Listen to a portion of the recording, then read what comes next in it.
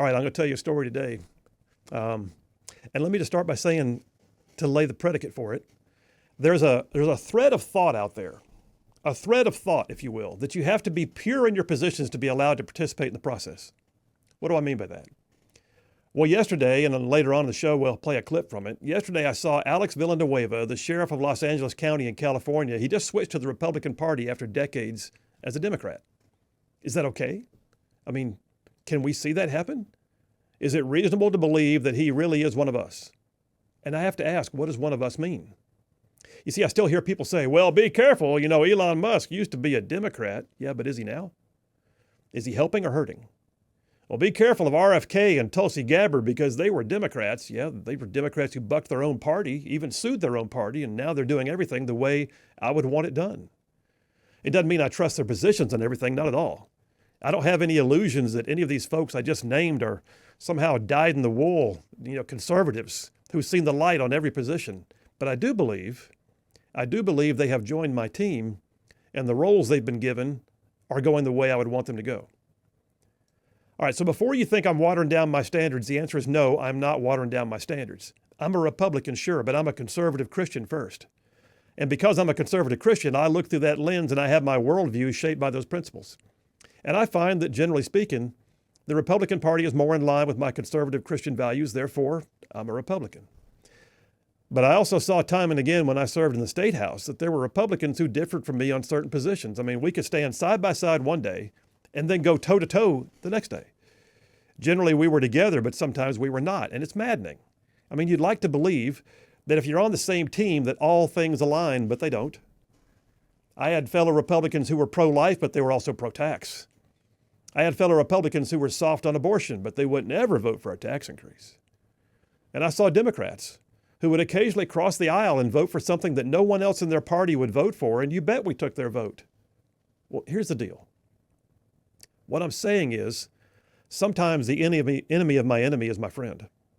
Sometimes a vote or an effort from somebody who is not entirely lined up with me on every subject is still a friend for that moment.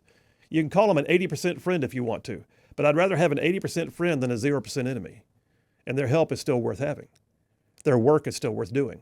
Their results are still worth applauding.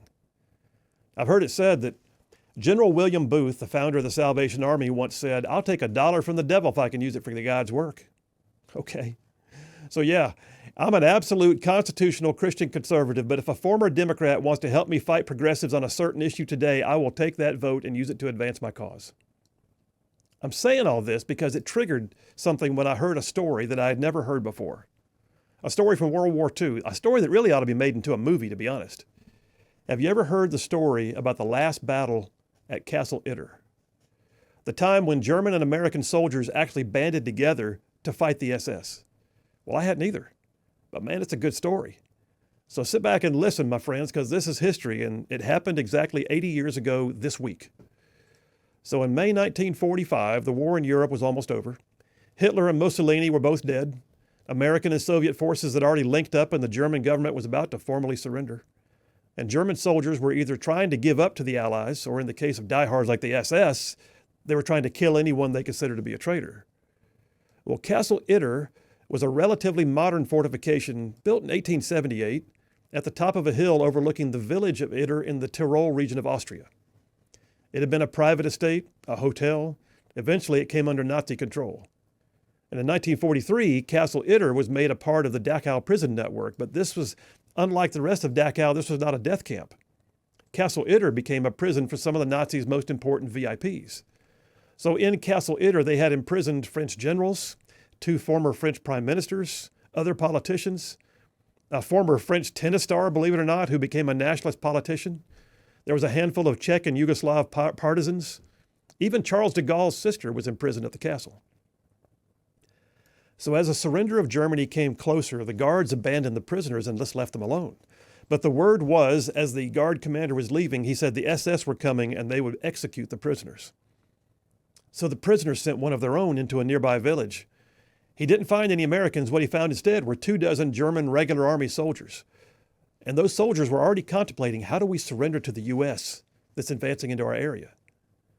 Well, the prisoner convinced the German commander, who then realized, oh, Castle Itter. What a great way for me to gain favor with the Americans right before I surrender. So under a flag of truce, the German officer approached 4 American tanks from the U.S. 12th Armored Division, led by a Captain Jack Lee. The story goes that Captain Lee was standing there chewing on an unlit cigar when the German walked up, and he told him about Castle Itter. And Captain Lee decided to work with the man. So 1 small U.S. tank unit, a group of U.S. infantry, and 24 German soldiers all moved to Castle Itter and secured it together. 2 groups of enemies came together for the rescue of the prisoners, and they were none too soon because right after they got there and began to secure things, over 100 SS soldiers came out of the wood line nearby and marched on the castle, just within hours of them getting up their defenses. The SS had artillery, and they had a mixed group of rescuers holding the castle walls. Well, the prisoners armed themselves and joined the fight. So now you had German, French, American, Czech, and Balkan fighters all holding off an overwhelming Nazi force of die-hard SS troops who were committed to their deaths while holed up inside a castle on a mountain. Think about that. It's crazy. And they were surrounded, and their communications were knocked out. It was the Alamo. And the battle raged. And the German officer was actually killed by an SS sniper. Let that sink in. The Germans were killing their own. The snipers were German. The man they shot was a German. It was all on the line now. Eventually, the Frenchman, who had been a famous tennis star before the war, he was the most athletic person they had, so he was chosen to make a suicide run to find help because all their communications had been knocked out. The Americans knew the rough position of where other U.S. forces might be, so the Frenchman ran out the gate. He ran through the battlefield under fire from the SS, and he made it overland to U.S. forces. Meanwhile, the SS began advancing on the castle. Well, that fight raged, and just as Captain Lee was ordering his weird conglomeration of fighters to fall back further into the castle's keep, the reinforcements actually arrived. American armor and infantry. They tore through the SS, who abandoned the fight, leaving their dead on the slopes around the castle. The Americans linked up with Captain Lee. The prisoners were all eventually repatriated to their home countries. The officer who died, the German officer Joseph Gengel, he was the man who had given his life while joining his former enemies to fight with his previous friends. Captain Lee was actually awarded the Distinguished Service Cross, second only to the Medal of Honor for heroism under fire. But you have to wonder, what would have happened if Captain Lee had just taken the Germans prisoner instead of listening to their story about the castle? Nobody would have argued. They were German troops. Take them prisoner. It was war. They were the enemy.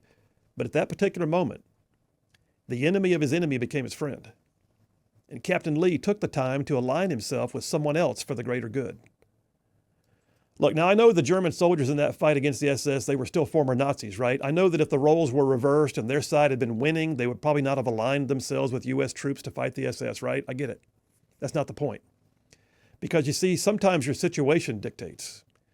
Sometimes the hand up or the hand out can come from the least expected situations. The Bible's full of stories like that, allies in strange places. You had Rahab, the Canaanite woman who helped Israeli scouts at Jericho. You had foreign kings in the Bible who aligned themselves with Israel. You had the Egyptian pharaohs who God used to bring the Jews into safe haven. It happens. And by the way, it also happens in politics. I've seen it. We are watching right now as one of the most eclectic group of innovators has been brought together in one administration. You got business tycoons, former Democrats, lawyers, bankers, TV news personalities, old soldiers, and Gen Z influencers all working together to get something done. And do I trust all of them all the time? No. Why would I? But I do see right now that each one of them has been given a role for which each of them seems innately suited. And while I may be more conservative than most of them, I see good stuff happening. I see real change. What I see right now are at the very least a bunch of 80% friends. It's better than having a bunch of 0% enemies, right? I see broken stuff getting fixed. I see stupid stuff getting broken. And so far, I'm for it all. Because, yeah, sometimes politics and war make for strange bedfellows. Sometimes the enemy of my enemy winds up being my friend, at least for a time, at least for a purpose.